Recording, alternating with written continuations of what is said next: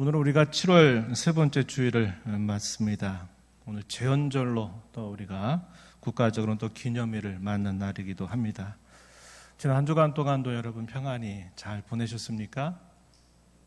잘 보내셨죠? 장마철이 이제 끝나가는지 모르겠습니다. 장마철이 좀 끝나면 이제도 많이 더웠는데 본격적인 무더위 그리고 휴가철이 시작이 될 것입니다. 코로나 확진자들이 또다시 증가하고 있다고 하는 소식이 또 우리를 좀 불안케 하기도 합니다. 계속적으로 안전과 건강을 조심하시기 바랍니다. 오늘도 주님 앞에 참 잘 오셨습니다. 우리 하나님께서 여러분들에게 은혜와 평강의 복으로 함께해 주시기를 진심으로 바랍니다. 성경에는 우리 주님과 성도인 우리의 관계를 표현하는 많은 표현들이 있습니다. 우리가 얼핏 생각해 봐도 우리가 충분히 생각할 수 있는 표현들이죠. 예를 한번 들어볼까요? 하나님이 우리의 왕이 되신다 하면 우리는 그의 백성이다. 이렇게 성경은 관계를 표현합니다. 하나님께서 우리의 아버지가 되신다라고 말할 때는 우리는 그의 자녀가 된다. 이렇게 말하죠. 하나님께서 우리의 주인이 되신다 하면은 우리는 그의 종이 된다. 이렇게 또 표현을 하기도 합니다. 오늘 우리가 살피고자 하는 제목처럼 우리 하나님이 우리의 목자가 되신다 할 때는 우리는 그분의 양이 된다. 이런 표현도 등장합니다. 더 가까이 하나님께서 우리의 신랑이 되신다. 이렇게 말할 때 우리는 그의 신부가 되기도 한다. 이렇게 또 표현도 하죠.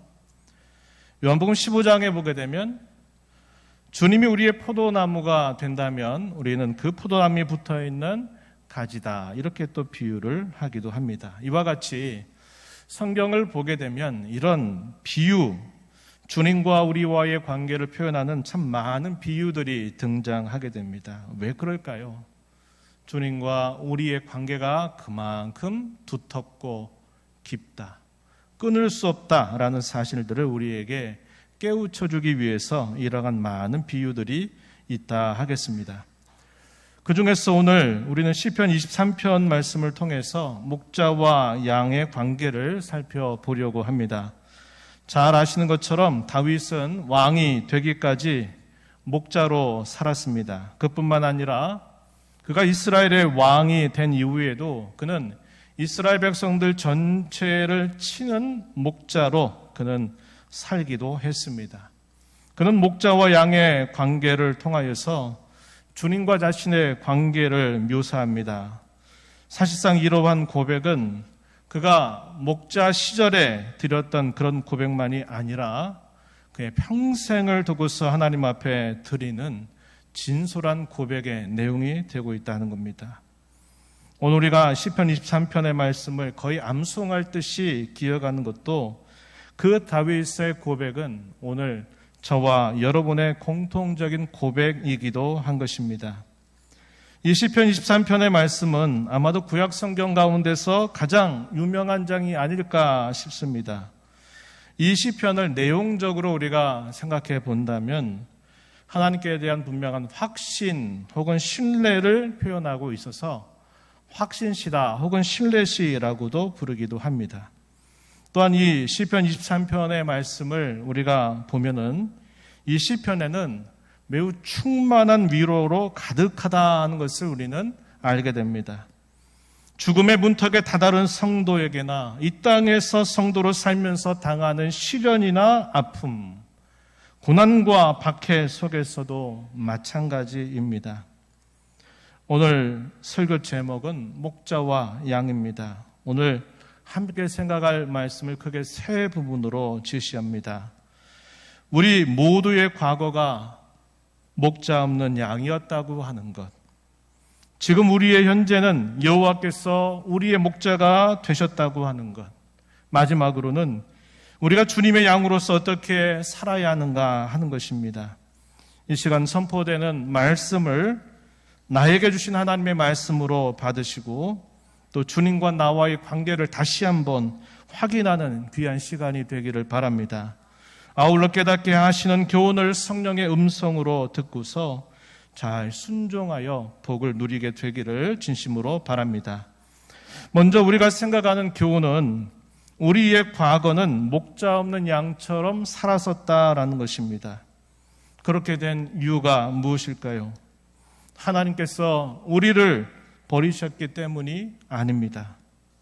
오히려 반대로 우리가 범죄하고 하나님을 떠나 우리가 하고 싶은 대로 살았기 때문입니다. 연줄이 끊어져 있는 연이 바람이 부는 대로 정처 없이 날아가게 되는 것처럼 하나님을 떠나 살아왔던 우리의 인생이 마치 그와 같았다는 것입니다. 이 부분에 대해서 이사야서 53장 6절은 잘 알려주고 있습니다. 성경 구절을 한번 보시면 이렇게 표현했어요. 우리는 다 양 같아서 그릇 행하여 각기 제 길로 갔거늘. 우리가 다 양과 같았다.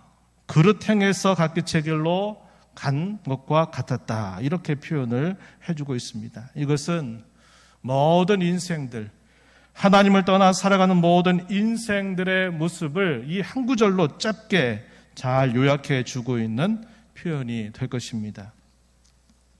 그 결과 마치 목자 없는 양이 보호와 인도를 받지 못하고 항상 맹수들의 먹잇감으로 위태로운 처지에 놓이게 되는 것처럼 우리의 삶은 온갖 어려움과 시련, 비참한 상태에서 보호받지 못하고 인도받지 못했으며 사탄의 먹잇감으로 위태로운 삶을 살아오거나 혹은 사탄의 종노릇하며 살아왔었던 것입니다.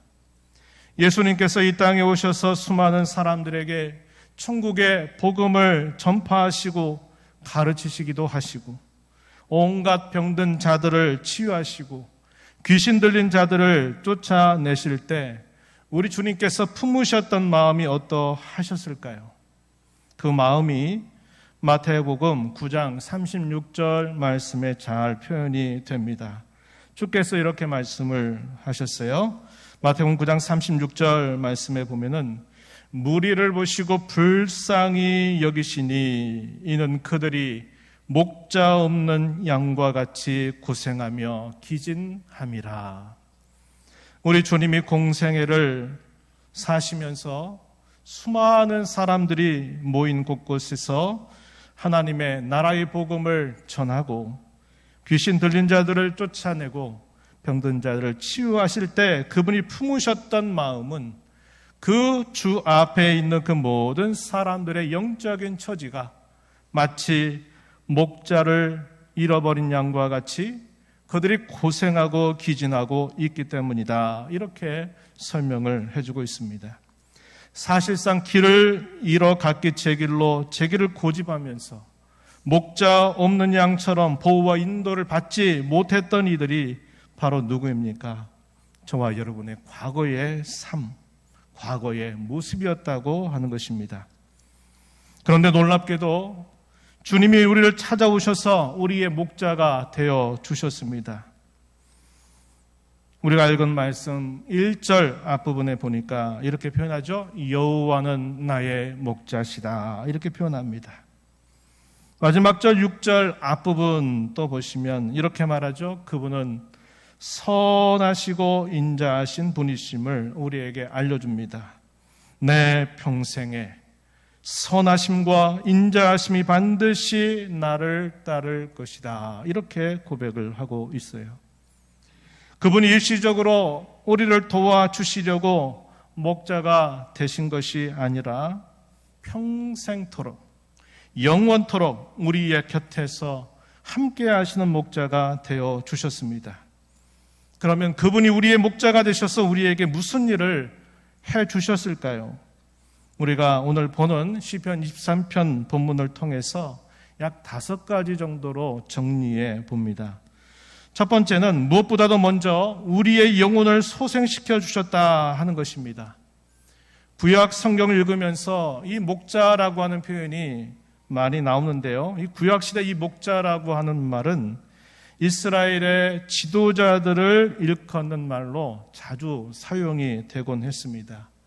이 대표적인 부분이 이제 에스겔서 34장 말씀에 보게 되면 그런 내용을 확인해요. 하지만 좋은 의미로 이 목자라고 하는 말이 사용되지를 않습니다. 오히려 반대로 나쁜 의미로 사용이 되곤 합니다. 자신에게 맡겨진 목자의 직무를 잘 감당하지 못해서 백성들을 흩어지게 했기 때문이라고 성경 우리에게 가르쳐 주고 있어요. 하지만 우리 주님은 그러한 목자가 아니십니다. 그분은 우리에게 참 생명을 주시기 위해서 자신의 목숨까지 아끼지 않으신 분이십니다. 이에 대해서는 성경의 두 부분을 좀 여러분들에게 제시해 봅니다. 요한복음 10장 10절 이하의 말씀에 보게 되면은 이런 말씀을 확인합니다. 내가 온 것은 양으로 생명을 얻게 하고 더 풍성히 얻게 하려는 것이라. 11절 말씀에 나는 선한 목자라. 선한 목자는 양들을 위하여 목숨을 버리거니와 이렇게 표현했습니다. 또 10장 15절 말씀에 가서는 이렇게 말씀하십니다. 아버지께서 나를 아시고 내가 아버지를 아는 것 같으니 나는 양을 위하여 목숨을 버리노라. 주님이 우리에게 선한 목자이심을 친히 말씀하시면서 나는 양으로 하여금 생명을 얻게 하고 그 생명을 풍성히 누리게 하려고 왔는데 나는 그 양을 위해서 내 목숨을 버린다라고 주님은 그렇게 말씀하셨습니다. 베드로전서 2장 24절 이하에 보면 또 이와 비슷한 말씀을 우리가 확인할 수 있어요. 베드로전서 2장 24절, 25절 말씀 거기에는 이렇게 말합니다. 친히 나무에 달려 그 몸으로 우리 죄를 담당하셨으니 이는 우리로 죄에 대하여 죽고 의에 대하여 살게 하려 하심이라. 그가 채찍에 맞음으로 너희는 나음을 얻었나니 너희가 전에는 양과 같이 길을 잃었더니 이제는 너희 영혼의 목자와 감독 되신 이에게 돌아왔느니라. 이렇게 말합니다. 이사야서 53장에 있는 그 말씀을 인용하듯이 표현하죠. 그가 채찍에 맞음으로 너희가 나음을 얻었다. 전에는 너희가 길을 잃은 양처럼 그렇게 흩어졌더니 이제는 너희 영혼의 목자, 감독이 되신 주님에게 너희가 돌아왔다. 이렇게 가르쳐 주고 있다 한 겁니다.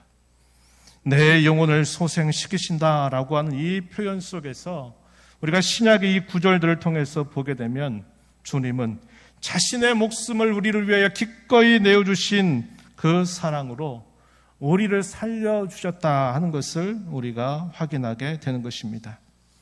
두 번째는 우리를 푸른 풀밭에 누이시며 쉴만한 물가로 인도하신다는 것입니다. 주님은 우리에게 꼭 필요한 것들을 공급해 주시고 우리를 평안하고 안전한 곳으로 인도하십니다. 2절 말씀으로 한번 가서 보시면 그가 나를 푸른 풀밭에 누이시며 쉴 만한 물가로 인도하시는도다. 주님이 우리의 목자가 되심으로써 그분은 우리에게 꼭 있어야 할 것들, 그것들을 언제나 공급하신다. 푸른 풀밭에 누이신다. 이렇게 표현했고 쉴 만한 물가, 안전하고 평안한 곳으로 우리를 인도해 주신다고 약속하고 있는 것입니다. 세 번째는 사망의 음침한 골짜기에서도 우리를 보호하시고 우리를 인도하신다고 하는 것입니다. 4절 말씀을 한번 보시죠. 내가 사망의 음침한 골짜기로 다닐지라도 해를 두려워하지 않을 것은 주께서 나와 함께 하심이라. 주의 지팡이와 막대기가 나를 안위하시나이다. 이렇게 표현했습니다. 여기서 사망의 음침한 골짜기라는 말은 죽음과 같은 위기 상황만을 말하는 것이 아니라 질병과 고통, 고난과 박해 등 우리가 이 땅에 살면서 겪을 수 있는 모든 어려움들을 다 포함하고 있는 말이 됩니다. 여기 4절 하반절 말씀에 주의 지팡이와 막대기가 나를 안위하시나이다 라고 이렇게 말합니다. 목자는 양떼를 인도하면서 이런 지팡이와 막대기를 사용합니다. 이 목자가 사용하던 지팡이와 막대기는 사나운 맹수들로부터 이 양들을 보호하는 역할을 하게 되고, 이 양들이 따라오다가 혹여나 그 길에서 벗어나게 될 때에는 이 막대기로 그 양들을 다시 따라오도록 이끌어가는 그런 도구로 사용합니다. 사실상 우리 주님께서 지팡이와 막대기만을 사용하시는 것이 아니죠. 주님은 모든 것들을 다 수단으로 사용하실 수 있는 전능하신 분이심을 우리는 알고 있습니다. 로마서 8장 28절 말씀에 우리가 잘 기억하는 말씀, 모든 것이 합력하여 선을 이루시는 분, 그분이 바로 우리의 목자 되신 주님이시다, 이렇게 가르쳐 주고 있다 하는 것입니다. 네 번째로는 원수들에게서 이기게 하시고 그들 앞에서 존귀하게 해주신다는 것입니다. 먼저 원수들 앞에서 주님이 누구의 편이 되어 필요를 채워주신다고 말하는 것일까요? 주님께서 바로 우리의 편이 되어 주셔서 우리의 필요를 공급해 주신다 하는 것을 말해 주고 있습니다. 또 묻습니다. 원수의 목전에서 기름을 누구의 머리에 부으신다라고 말합니까? 우리의 머리에 기름을 부으신다, 이렇게 말씀해 주십니다. 머리에 기름을 바르는 이것이 무엇을 뜻하느냐? 이것은 축복을 하는 것이나 존귀하게 여긴다라는 그런 뜻을 가르쳐 주고 있습니다. 원수들 앞에서 내게 먹을거리를 제공해 주신다, 상을 차려주신다, 또 원수들 앞에서 기름을 내 머리에 부어 주신다라고 하는 이 표현은 이런 원수들이 아무리 우리를 해하려고 한다 할지라도 이 원수들에게서 우리를 이기게 하실 뿐만 아니라 그들 앞에서 우리를 존귀하게 해주신다라는 그런 약속을 덧붙여 주는 것입니다. 마지막으로는 우리를 여호와의 집에 영원히 살게 하신다는 것입니다. 6절 끝부분에 보면은 이렇게 표현하죠. 내가 여호와의 집에 영원히 살리로다, 이렇게 말합니다. 범죄와 타락으로 낙원에서 쫓겨났던 우리 인생들, 여호와의 집에서 쫓겨난 우리가 겪는 모든 고통과 비참에서 다시 나오거나 이르게 하신다, 혹은 다시 여호와의 집에서 영원히 살게 하신다라고 우리에게 약속해 주고 있는 것입니다. 에덴 동산, 이 에덴 동산은 성전의 가장 이상적인 모형을 보여주는 장소였습니다. 거기에는 따로 제단이나 거기에는 따로 짐승의 희생을 드릴 그런 것들이 필요하지 않았어요. 왜 그럴까요? 사람이 제사를 드리고 또 짐승을 잡아야 했던 그 이유는 그들의 죄값을 속하기 위해서 제사를 드린 것입니다. 범죄하기 전에는, 죄가 세상에 들어오기 전에는 그런 것이 필요 없는 것이에요. 그런 의미에서 하나님이 세상을 창조하시고 에덴 동산을 만드신 다음에 거기에 사람을 거주하게 하셨을 그 처음에는 거기에는 그 자체가 곧 성전과 똑같은 곳이다 하는 것입니다.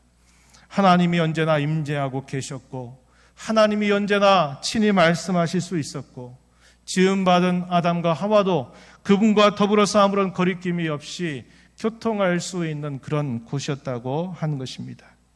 그러나 잘 아시는 바와 같이 범죄하고 그 낙원에서 쫓겨남으로써 그러한 길이 막히게 되었던 것입니다. 하나님에게서 쫓겨난 인생들은 끊임없이 죄가 죄를 더하면서 결국은 홍수로 세상을 심판하지 않으면 안 될 만큼 온 세상을 죄악으로 가득 채웠던 것을 우리는 너무나 잘 알고 있는 것입니다. 그런데 여기서 여호와께서 우리의 목자가 되셔서 우리를 영원히 여호와의 집에 거하게 하신다라고 하는 이 말의 의미는 우리를 다시 회복시켜서 우리를 다시 그 낙원에 이르게 하실 뿐만 아니라 여호와 하나님과 친히 교제하고 교통하고 그분과 함께 거리낌이 없이 살아갈 수 있게 해주신다 하는 것을 깨우쳐주는 말씀이 되는 것입니다. 여호와 하나님께서 임재하셔서 친밀하고 깊은 교제가 영원히 이루어진다 하는 것을 다윗은 이 시편 마지막에서 고백하고 있는 것이에요. 우리가 성경 전체 역사를 보게 되면요, 하나님께서 이 세상을 이끌어 가시는 역사의 최종 목적지가 바로 거기에 있다라는 것을 성경은 가르쳐 주고 있습니다. 그뿐만 아니라 저와 여러분 우리를 여기에 참여하게 해주신다 하는 것입니다. 그분이 저와 여러분의 영원한 목자가 되어주신다 하는 그 말 속에 이러한 약속이 포함되고 있는 것입니다. 그러한 약속은 이미 이 땅에서 시작이 돼서 계속 진행이 되고 있는 것입니다. 우리가 이 땅의 삶을 마치고 개인적인 종말을 맞이하게 될 때 그 교제는 더 깊고 풍성하게 이루어지게 될 것입니다. 그리고 주님 약속하신 것처럼 이 땅에 재림하시게 될 때에는 이 모든 것들이 완전하게 이루어지게 될 것을 성경은 우리에게 약속하고 있는 것이에요. 그래서 우리는 이 시편 23편의 이 말씀들을 우리가 목가적인 시처럼 우리가 이 말씀들을 거의 암송하고 기억하지만 이 말씀 하나하나를 우리가 곱씹어보게 되면요, 우리 주님께서 우리의 목자가 되셔서 해주시는 일들이 이와 같이 풍성하다는 것을 우리에게 약속하고 있는 말씀이 되는 것입니다. 이제 우리가 중요하게 생각해야 할 것이 하나 남았습니다. 그것이 뭐냐면 주님의 양이 된 저와 여러분이 어떻게 살아야 하는가에 대한 것입니다. 저는 여기에서도 세 가지를 여러분들에게 제시합니다. 첫 번째는 주님 한 분만으로 만족하겠다고 다짐하자는 것이에요. 다윗의 고백에 주목해 보시죠. 1절 하반절 뭐라고 고백했습니까? 내게 부족함이 없으리로다 이렇게 고백합니다.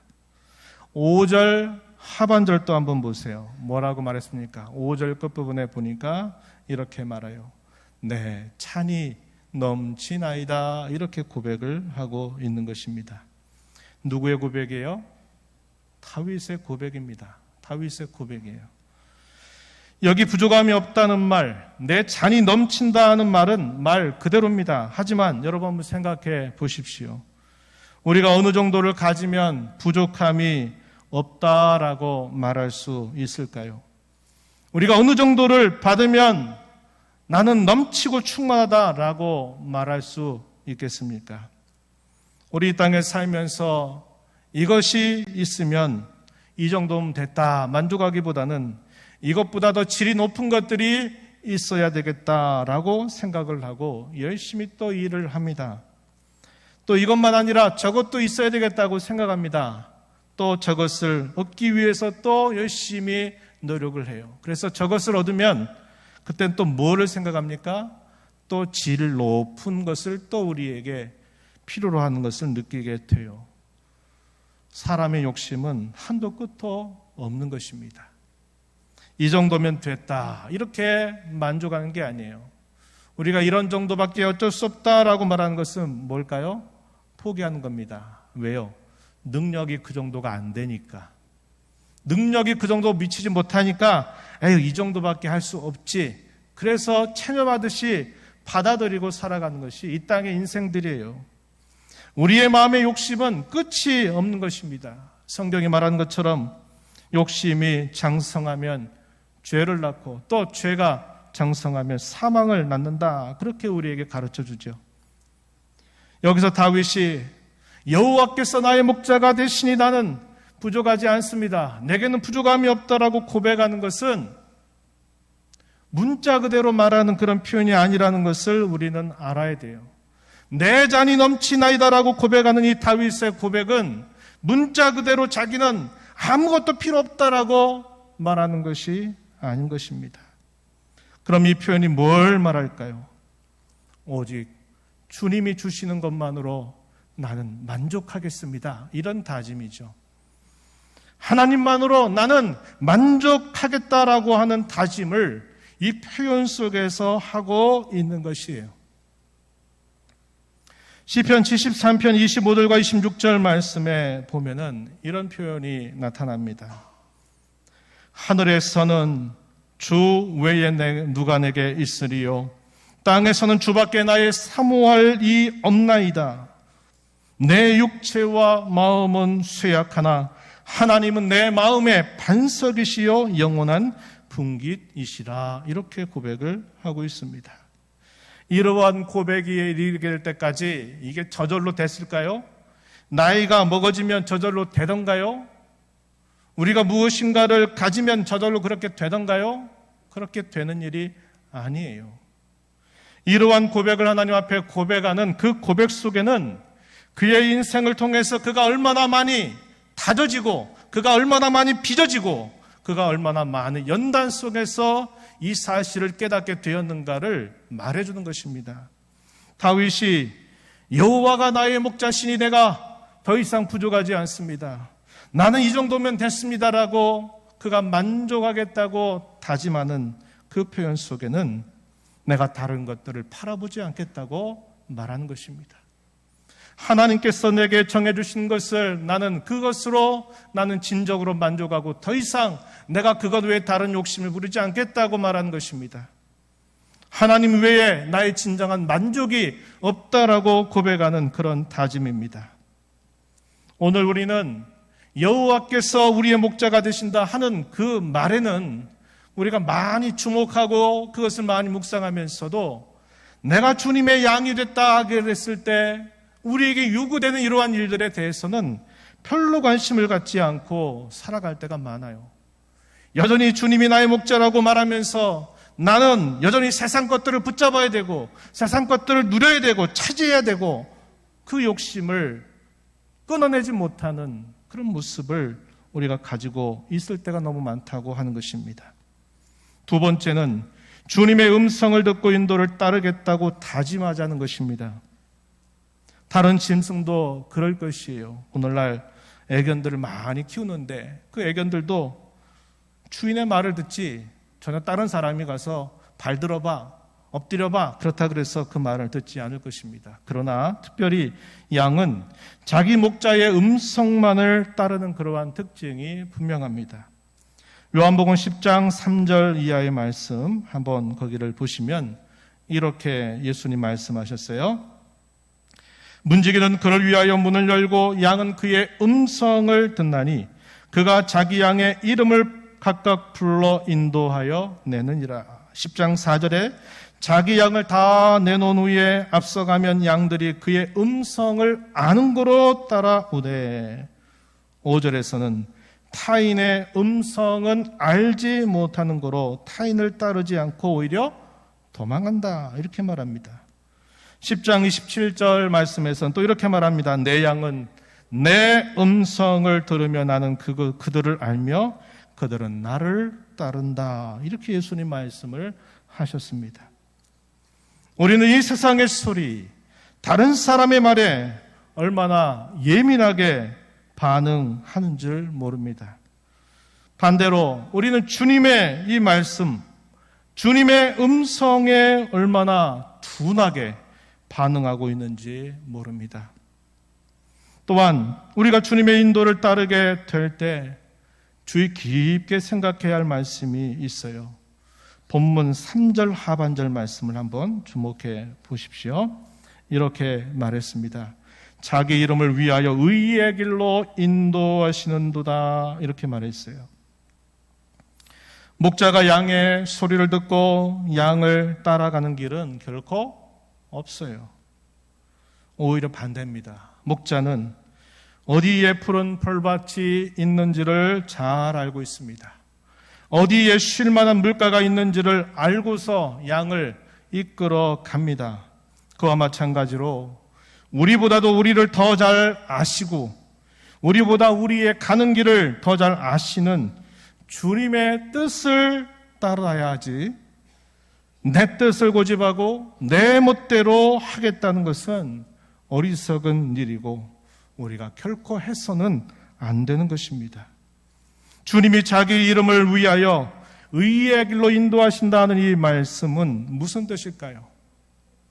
내 뜻을 버리고 내 고집을 버리고 내가 가고 싶은 길을 가는 것이 아니라 주님의 뜻을 따라서 주님이 인도하신 대로 가겠다고 하는 결심이요 다짐이다 하는 것을 우리는 마음에 새겨야 하겠습니다. 마지막으로 사망의 골짜기와 해, 이 해는 악을 말하는 것입니다. 해를 두려워하지 말자고 하는 것입니다. 목자가 양떼를 푸른 풀밭으로 쉴만한 물가로 이끌고 마침내 어디에 데리고 갈까요? 양의 우리에 데리고 갈 것입니다. 집에 이를 때까지 때로는 사망의 골짜기 같이 해를 만날 것 같은 그런 코스를 통과할 때도 있는 것입니다. 그와 마찬가지로 주님이 저와 여러분을 여호와의 집에 이르게 하실 때까지 때로는 사망의 골짜기 같은 어려움과 시련, 고난과 박해와 같은 일을 겪게 하실 수도 있다는 것을 우리는 인정해야 합니다. 그럴 때 또 한 가지 기억해야 될 게 있어요. 그게 뭡니까? 그럴 때라 하더라도 주님은 우리 곁에 우리와 함께 계시다고 하는 것입니다. 그러니 우리는 두려워하지 않겠다고 다짐해야 하는 것입니다. 이에 대한 다른 말씀 한 곳을 여러분들에게 또 소개하겠습니다. 시편 66편 10절로부터 12절 말씀인데요. 제가 읽어드리겠습니다. 한번 잘 뜻을 생각해 보세요. 하나님이여 주께서 우리를 시험하시되 우리를 단련하시기를 은을 단련함같이 하셨으며 우리를 끌어 그물에 걸리게 하시며 어려운 짐을 우리 허리에 메어 두셨으며 사람들이 우리 머리를 타고 가게 하셨나이다. 우리가 불과 물을 통과하였더니 주께서 우리를 끌어내사 풍부한 곳에 들이셨나이다. 이렇게 고백합니다. 주께서 우리를 여호와의 집에 이르게 하실 때까지 때로는 우리를 연단하게 하시도록 우리를 단련하게 하시도록 우리를 더 정금 같은 신앙으로 만들게 하시도록 우리를 사망의 골짜기 같은 길을 통과하게 하시기도 하신다는 것입니다. 그럴 때 우리는 두려워하지 말아야 합니다. 성도로 살면서 내가 겪는 어려움 때문에 내가 당하는 그런 시련 때문에 주저앉고 거기에 또 안주하는 자로 낙심하고 우리가 있어서는 안 된다 하는 것입니다. 두려워할 필요가 없어요. 주님이 그곳에서도 우리와 함께 하시기 때문에 주의 지팡이와 막대기가 우리를 안위하실 것이기 때문에 그런 것입니다. 오늘 우리는 우리가 주님의 양이 됐다라고 하는 이 고백 속에 다윗이 주께 고백했던 이 세 가지를 여러분 꼭 우리 마음에 새긴 자로 살아가게 되기를 진심으로 바랍니다. 우리는 주님의 백성이여 그의 기르시는 양입니다. 우리는 여호와가 우리 하나님이신 줄 우리의 영원한 목자이신 줄 알아야 합니다. 하나님이 저와 여러분의 목자가 되어주신 은혜를 우리는 늘 감사해야 하겠습니다. 어떤 상황 속에서도 말이죠. 잘 될 때만 감사하고 어려운 일이 닥치면 불평하는 것이 아니라 나의 목자가 되어주신 것 자체로 우리는 늘 감사할 수 있어야겠습니다. 그리고 우리는 정신을 바싹 차리고 그분의 양으로서 우리가 마땅히 가야 할 자세를 집중하면서 우리 남은 삶을 살아가야 하겠습니다. 이런 일에 주님의 은혜가 우리 모두에게 함께하기를 진심으로 바랍니다.